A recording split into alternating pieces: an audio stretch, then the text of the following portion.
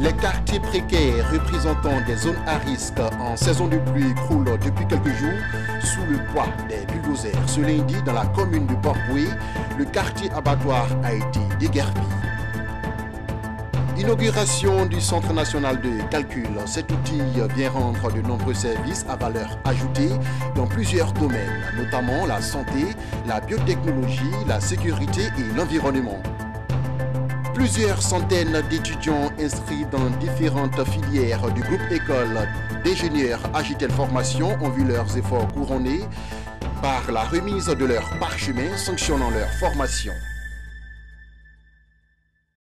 Vous faites bien de vous informer sur Business 24 Africa. Mesdames et messieurs, bonsoir. Suite à la décision du gouvernement de démolir les quartiers représentant des zones à risque en saison de pluie, le district d'Abidjan a procédé ce lundi au déguerpissement du quartier abattoir. C'est dans la commune de Port-Boué. Mécontents, les populations s'en sont pris au service de la mairie qui nie toute implication dans ce déguerpissement. Nos reporters Corona Sekongo et Marie Seri étaient sur place. On écoute leur compte-rendu.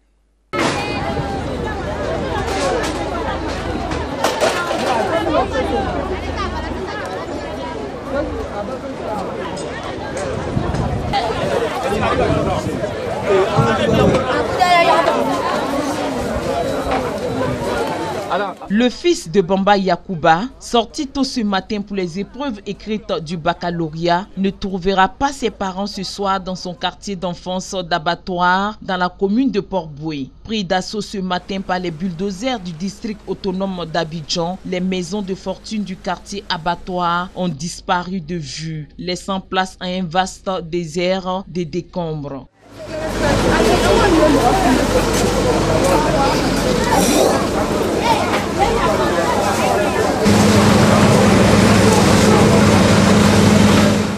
Dépossédés de leur maison, les milliers de familles désormais sans abri tentent de s'organiser avec les moyens du bord. Certains sont réunis au soleil le temps de trouver un point de chute, pendant que d'autres préfèrent s'éloigner de cette scène triste.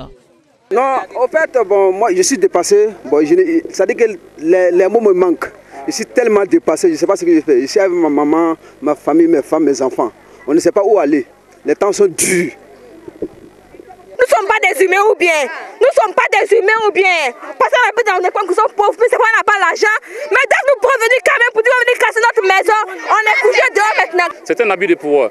Voyez ces milliers de familles. Ce quartier existe depuis les années 80, voire même avant. Moi, personnellement, je suis natif de ce quartier. Les concessions et les demeures de ma famille, nous avions 2 concessions dans ce quartier qui ont été détruites. Et la famille se retrouve malheureusement au dehors. Vous voyez ces familles qui sont dehors. Le quartier abrite pratiquement près de 50 000 âmes. Et il y a plus de 20 000 demeures, 20 000 concessions qui ont été détruites malheureusement. Soupçonnant la mairie d'être l'investigateur de ce déguerpissement, quelques personnes s'en sont prises plutôt au service de l'état civil de la mairie de Port-Boué, dont les boxes ont été saccagées et les portes défoncées sous le regard impuissant de la photo de feu Hortense Aka Angui, ex-maire de la commune. Ce matin, aux environs de 10h30, pendant que tout l'état civil était en train de travailler, nous avons fait face à la furie de la population qui est venue vraiment en nombre suffisant pour casser tous les box. Vous voyez les box, tous les box sont détruits et renseignements pris, nous nous sommes rendus compte qu'il y avait un déguerpissement en fait d'un quartier qui jonque la mairie de Port-Boué, l'abattoir. Et je pense que la mairie, vous savez que les édifices publics actuellement font l'objet de casse quand la population est mécontente et c'est le cas aujourd'hui à Port-Boué. La mairie de Port-Boué décline toutefois sa responsabilité et se dit surpris par ce déguerpissement. En ce qui concerne l'abattoir qui est géré par le district d'Abidjan, il était question de déguerpir les populations qui étaient installées sur le littoral lagunaire et celles qui étaient installées sur les lignes à haute tension. Donc le maire de la commune n'était pas informé, pas plus que ne l'étaient les forces de la police. Nous avons été pris au dépourvu et nous nous sommes rendus sur les sites pour voir un peu ce qui se passait.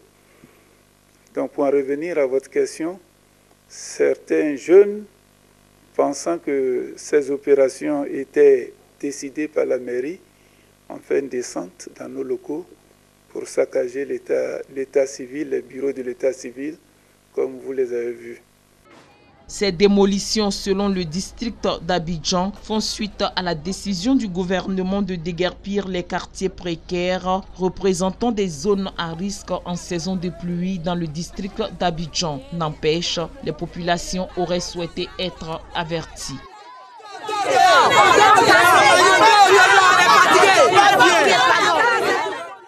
Inauguration le week-end dernier du Centre national de calcul. Cet important outil, le deuxième en Afrique, vient rendre de nombreux services à valeur ajoutée dans plusieurs domaines scientifiques, dont la santé, la biotechnologie, la sécurité et l'environnement. Il est logé au pôle scientifique et d'innovation de l'Université Félix Houphouët-Boigny d'Abidjan, située dans la commune de Bingerville. Jérémy Aouré et Augustin Kra.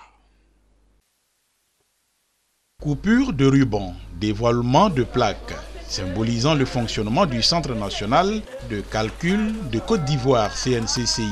Ici est logé le supercalculateur d'une puissance de 322 teraflops, soit 322 000 milliards d'opérations par seconde et soutenu par un groupe électrogène de 440 kV. Cet outil, le second en Afrique en termes de puissance après celui de l'Afrique du Sud, est un assemblage de plus de 12 000 petits ordinateurs. Il héberge et reçoit des applications, des données et des modèles ciblés dans des domaines tels que la simulation météorologique, l'étude du climat, les sciences de la vie, les sciences de la terre, les mathématiques, les géosciences et bien d'autres secteurs.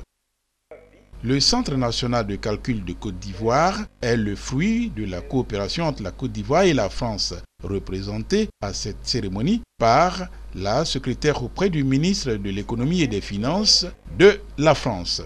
Pour l'État de Côte d'Ivoire, cet outil avant-gardiste vient apporter une réponse aux préoccupations des chercheurs ivoiriens. Il faudra donc, pour les accompagner, une gestion saine de la structure. Des sentiments de joie, de bonheur. Vous savez que grâce à l'engagement du président pour une recherche scientifique d'excellence et à l'implication personnelle de monsieur le Premier ministre et l'appui de la France, la Côte d'Ivoire vient de se doter d'un supercalculateur, je dirais d'un joyau scientifique.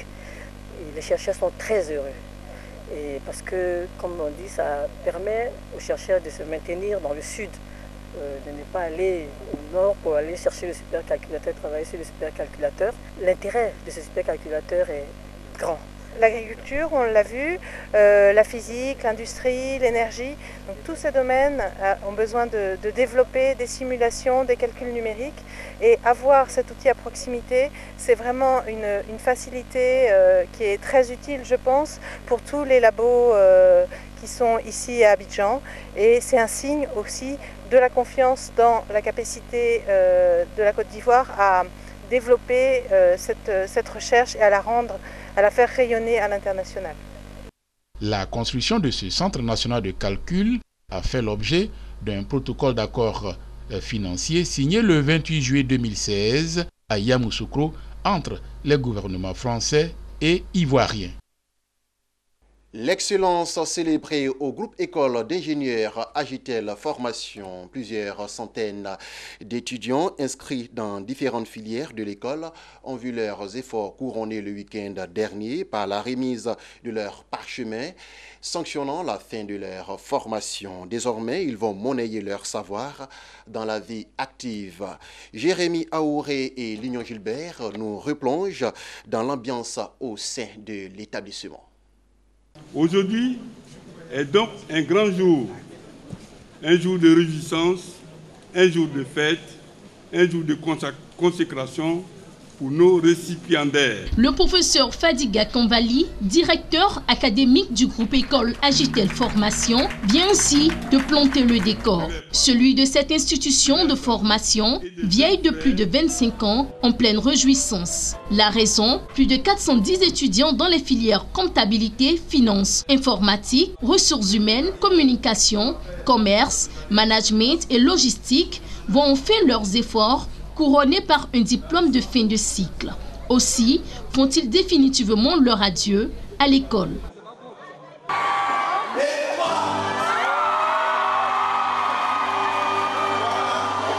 Une jetée de toques suivie de remises de parchemins, non sans avoir fait la promesse d'être pour l'école des dignes représentants dans la vie active.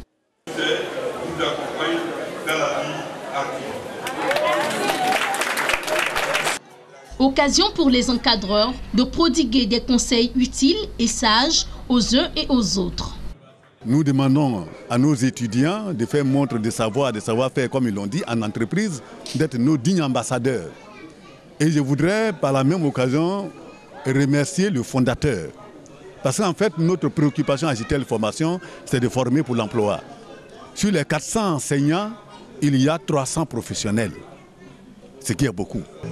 Ils sont des précurseurs, ils sont des dévanciers. Donc il faut qu'ils maintiennent cette flamme-là allumée. Pour les diplômés, cette collation des grades à Agitel Formation marque le départ d'une aventure qui sera ponctuée de locaux services et d'intégrité pour la cause de la nation. Après Bac plus 5, quand même c'est le plus haut niveau, ça fait partie des grands diplômes.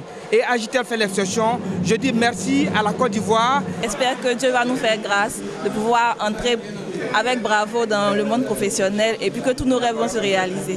Aujourd'hui, j'arrive à m'insérer avec le savoir-faire, avec le savoir-être.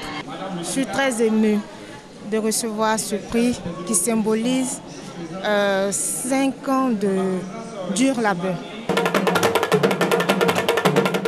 L'Institut supérieur de comptabilité et de finance, l'Institut supérieur d'informatique et des NTIC, l'Institut supérieur de communication et de ressources humaines et l'Institut supérieur de marketing et de commerce international sont les 4 grandes écoles de formation à Agitel Formation dont les diplômes sont reconnus par le CAMES.